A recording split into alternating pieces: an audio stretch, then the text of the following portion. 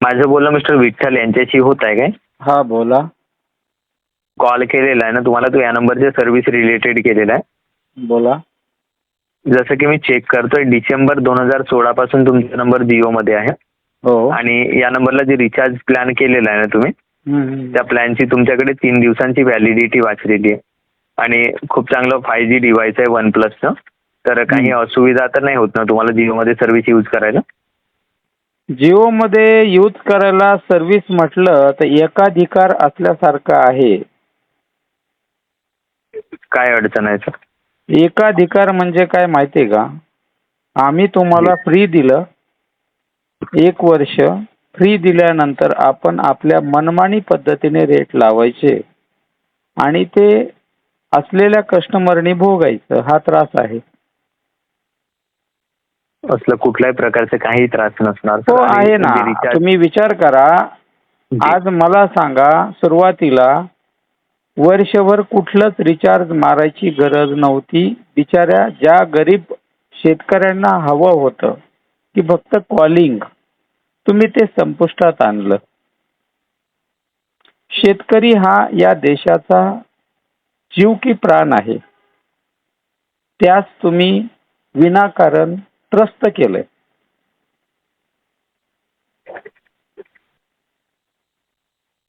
तर जे recharge plan आहे ना सर, मी काय बोललो त्याचं उत्तर आहे का बोला. सांगा मला. तर त्याबद्दलच सांगतोय सर मी तुम्हाला की जे रिचार्ज प्लॅन आहे ना सर, ते मार्केट स्टँडर्ड नुसार वाढलेले आहे. नाही, मार्केट स्टँड असू द्या, काही असू द्या, ज्या व्यक्तीला 60-65 वयाच्या पुढच्या व्यक्तीला किंवा 70 वर्षाच्या पुढच्या व्यक्तीला ज्याच्या इंटरनेटची गरज नाही, त्याला इंटरनेटचे पैसे भरावे लागतात. यास दोषी कोण? तर आमच्याकडे असं पण प्लॅन अवेलेबल आहे ना सर, की तुम्हाला सर त्यामध्ये ओनली कॉलिंग करता येईल. हे पण प्लॅन आहे आमच्याकडे अवेलेबल. नाही ना, कारण बरेच वेळा पाहिलं कसं असतं माहितीये का, तुमच्या इथं एकदा प्लॅन मारला की कंपल्सरी नेट पण आहे, कॉलिंग पण आहे, शिवाय जर रिचार्ज नाही मारलं तर फोन पण स्विच ऑफ होतो. तर माझं म्हणणं काय, पहिली जी प्रोसेस चालू होती, सगळ्या कंपन्या मार्केटमध्ये होत्या, तेव्हा मात्र सारखंच रिचार्ज मारावं असं कोणी म्हणत नव्हतं. मात्र तुम्हाला ज्या गोष्टी गरजेच्या आहेत त्यासाठी तुम्ही रिचार्ज मारा हे सांगितलं जात होतं. किंवा ज्याला जेवढा उपभोग घ्यायचा आहे त्यानुसार त्याचं रिचार्ज होतं. आता तसं नाही झालं. सरसगट रिचार्ज आहे. बरं, सरसगट रिचार्ज हे सामान्य शेतकऱ्यांना परवडत नाही. तर तुम्हाला सर जर इंटरनेटची गरज नसेल ना, तर आमच्याकडे असे पण रिचार्ज प्लॅन आहे की त्यामध्ये सर तुम्हाला इंटरनेट आहे ना ते नाही मिळणार, आणि शिवाय दुसऱ्या ज्या कंपन्या आहेत त्या कंपन्यांना पार पाठीमागं टाकून तुम्ही स्वतः एकलाधिकारा पद्धतीने पुढे चाललात. हे आम्हाला वाटतं की देशाला घातक वाटतं. एकच माणूस मोठा होतो, सार्वभौम होत नाही, याचं दुःख आहे. तुम्ही स्पर्धक संपवले.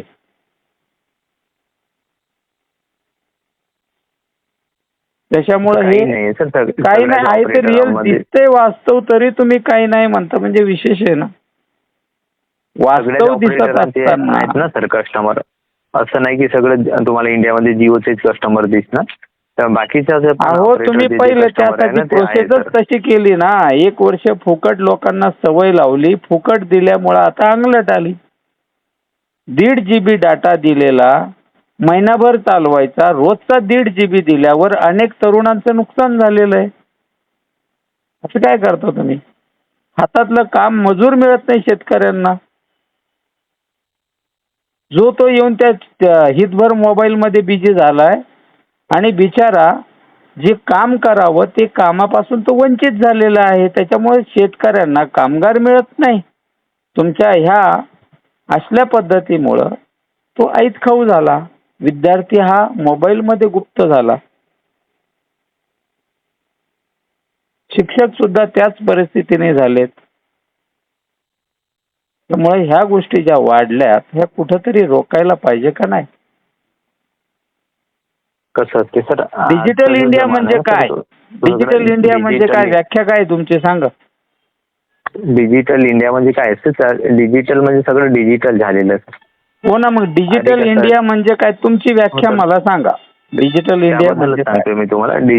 डिजिटल इंडिया म्हणजे सगळे तुम्हाला सर इंटरनेटच्या सहाय्यानेच ते मिळतं सर.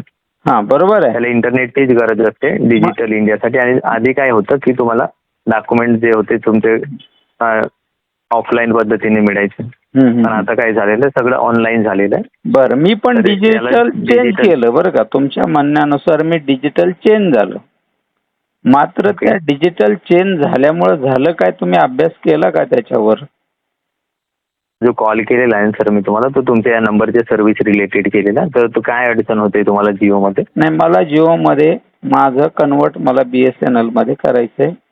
कारण मला BSNL आवडतं, ते सर्वांना घेऊन चालतं. तुम्ही एकला अधिकाऱ्याने चालता, त्यामुळे मला तुमचं जिओ नकोय.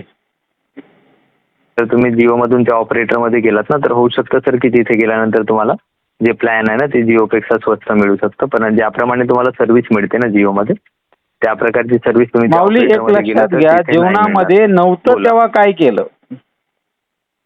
कसं असतं, जीवन नाहीच राहिलं जगलंच तर ना. त्यावेळी नव्हतं तेव्हा केलंच, पण हा, असेल तेव्हा जीवन use जगलो ना, करतच मग नसतं. त्या पद्धतीनं काही फरक पडणार नाही. तर तिथे सर तुम्हाला जसं जिओचं नेटवर्क मिळते ना इंडोर आउटडोरला, त्या प्रकारचं नेटवर्क नाही माझं मिळणार. तेच सांगणं आहे, ज्याप्रमाणे सुरुवातीला काहीच नव्हतं, आता तुम्ही निर्मित करून दिलं आणि ते फुकटचं दिल्यामुळे जड चाललं. बऱ्याच तरुण वर्गांची नोकरी या मोबाईलमुळे धोक्यात आली, काही लोकांना भेटली आणि काही लोकांचं फार नुकसान झालं, शिकणाऱ्या मुलांचं नुकसान झालं. ह्या बी बाबी आहे, फायदा पण आहे, तोटे पण आहेत. मी तुम्हाला अवॉइड नाही म्हणत, मात्र मला एवढं कळतंय की काही लोकांना ज्या बाबत आवश्यकता रिचार्जची नाही दर महिन्याला करण्याची, त्याबाबत आपला निर्णय झाला पाहिजे की त्या वयस्कर लोकांना, ज्येष्ठ लोकांना ज्या नेटची गरज नाही, तरीही तुम्हाला नेट पॅक सह मारावं लागतं आणि ते दर महिन्याला मारावं लागतं किंवा 3 महिन्याला मारावं लागतं. ते वार्षिक एकदम अल्प असावं, ही एक आशा आहे. तुम्ही पूर्ण करू शकलात तर ठीक आहे, अन्यथा कस्टमर हे असे हळूहळू आपले मार्ग निवडणार आहेत. ओके. तर जर तुमचं माइंड चेंज झालं ना, जर तुमचं मन बदललं तर राईट मेसेजमध्ये जाऊन काय कॅपिटल लेटरमध्ये कॅन्सल लिहा, CANCEL असं. कॅन्सल लिहिलं की एकदा स्पेस द्या. स्पेस दिलं की तुमचा जिओ नंबर आहे ना ते एंटर करा तिथे, मोबाईल नंबर. आणि हा जो मेसेज आहे ना तो 1900 या नंबरला पाठवा.